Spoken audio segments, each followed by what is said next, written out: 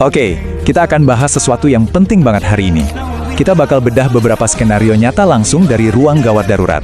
Tujuannya cuma satu, misahin mana mitos, mana fakta yang beneran bisa nyelamatin nyawa. Langsung dari kacamata dokter yang setiap hari ngadepin ini. Pernah kepikiran nggak soal ini? Apa sih yang jadi pembeda antara untung selamat sama nggak tertolong? Jawabannya itu seringkali ada di keputusan yang kita ambil atau justru nggak kita ambil di menit-menit pertama yang krusial itu. Batasnya tipis banget. Nah, ini dia berkas kasus yang bakal kita bongkar satu-satu. Anggap aja ini peta jalan kita buat ngenalin beberapa situasi darurat yang sering banget disalahpahami orang. Oke, sebelum kita masuk ke kasusnya, kita perlu paham dulu panggungnya. Unit gawat darurat atau UGD itu bukan tempat yang tenang ya. Bayangin aja, ini pusat dari segala macam krisis medis yang bisa terjadi barengan. Kayak orkestra kekacauan yang tapi harus tetap teratur. Coba deh, bayangin tekanannya. Di pojok sana ada tim yang lagi lari-larian nyelamatin pasien serangan jantung. Terus di sudut lain, korban kecelakaan parah baru aja datang. Belum selesai, dari pintu depan masuk lagi pasien kena gigitan hewan berbisa. Nah, itu realitas sehari-hari mereka. Tiap detik itu berharga banget. Oke, kasus pertama. Ini penting banget, karena kasus ini nunjukin kalau serangan jantung di dunia nyata itu seringkali ya nggak kayak di film-film. Ini cerita tentang gimana kata-kata nggak apa-apa kok, itu bisa fatal akibatnya. Jadi ada seorang bapak umurnya 70 tahun, dia datang sendiri ke UGD jalan kaki santai banget kelihatannya. Keluhannya pun cuma, dada saya agak nyeri dikit. Sama sekali nggak kelihatan kayak orang yang lagi diambang kematian. Tapi insting dokter bilang lain. Dan alat inilah yang ngebongkar semuanya. Dokter langsung minta pasien direkam jantung atau EKG. Hasilnya bikin kaget. Grafik di mesin EKG itu nunjukin kalau si bapak lagi kena serangan jantung yang masif. Beda banget kan sama penampilannya yang tenang tadi? Nah, ini menarik. Dari EKG itu, dokter bisa tahu jenis serangan jantungnya. Kasus bapak tadi itu namanya STEMI, penyumbatan total di pembuluh darah jantungnya.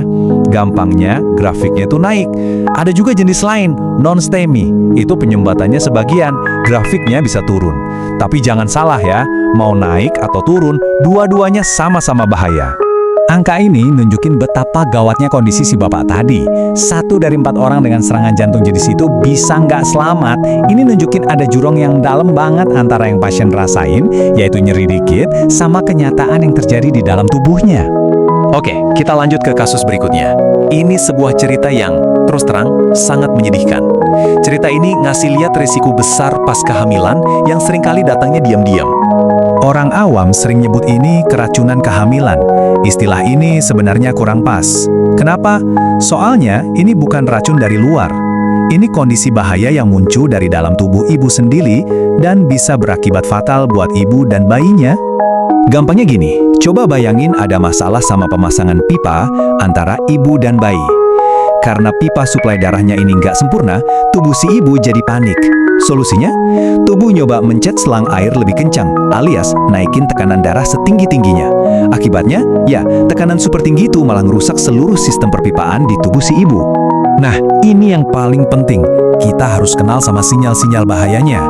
Kalau Anda atau mungkin istri, saudara, teman yang lagi hamil, tiba-tiba ngalamin sakit kepala hebat, pusing, mual, lihat kayak ada kilatan cahaya, atau tiba-tiba bengkak di kaki dan tangan, please jangan pernah anggap remeh.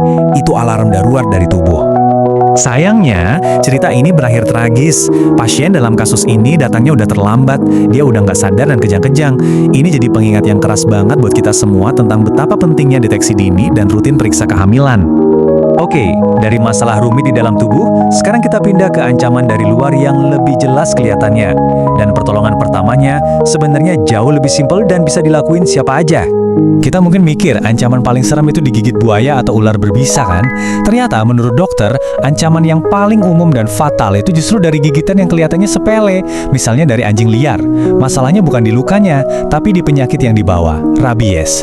Begitu gejalanya muncul, penyakit ini hampir 100% fatal. Nah, ini bagian yang paling bisa kita kendalikan. Pertolongan pertamanya jelas banget.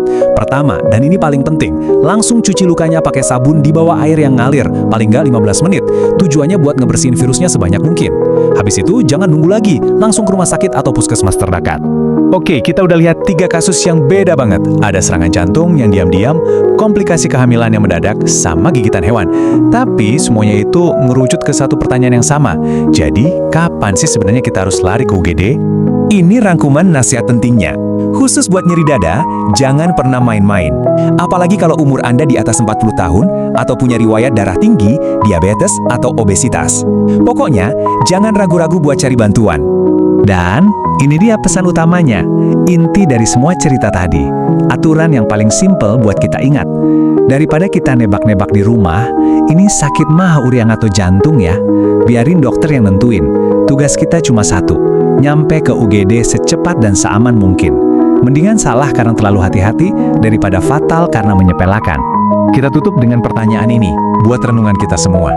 Semua kasus tadi nunjukin kalau tubuh kita itu sebenarnya pinter. Dia selalu ngasih sinyal kalau ada yang nggak beres. Pertanyaannya, apakah kita cukup peduli buat dengerin dan bertindak sebelum terlambat?